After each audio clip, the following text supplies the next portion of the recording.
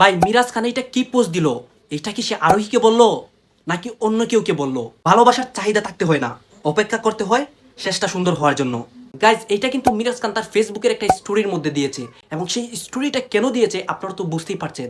এই ভিডিওতে থাকবে আরোহী এবং মিরাজকে নিয়ে অনেক অজানা রহস্য, তাই এই ভিডিওটা আপনারা কেউ মিস দিবেন না, সম্পূর্ণ ভিডিওটা আপনারা দেখবেন। দর্শক শ্রোতা, আপনারা তো সবাই জানেন আরোহী এবং মিরাজ আলাদা হয়ে যায়, এবং সেই আলাদা হওয়ার পর কিন্তু এক এক করে অনেক তথ্য বের হচ্ছিল। এখন কিন্তু মিরাজ খান তার ফেসবুক আইডি থেকে একটা স্টোরিও দিল, এবং সেই স্টোরিটা কেন দিয়েছে আপনারা তো বুঝতেই পারছেন। এবং তারা দুইজনের কিন্তু অনেক লাইভ ভিডিও ভাইরাল হয়, এবং সেই ভিডিওগুলো আমি ভিডিও শেষে দেখাবো। আপনারা আগে এইটা দেখেন যে মিরাজ খান এই স্টোরিটা কেন দিয়েছে। গাইজ মিরাজ খান কিন্তু তার কষ্টটা এই স্টোরির মাধ্যমে প্রকাশ করেছে, ঠিক তেমনি কিন্তু আরোহী মেমো তার কষ্টগুলা টিকটকের মধ্যে প্রকাশ করে, এবং এইটা কিন্তু তারা একজন আরেকজনকে মেনশন করে বলেনি, তারা জাস্ট পোস্ট দেয়। এবং এই পোস্টগুলো কেন দেয় আমরা তো বুঝতেই পারি।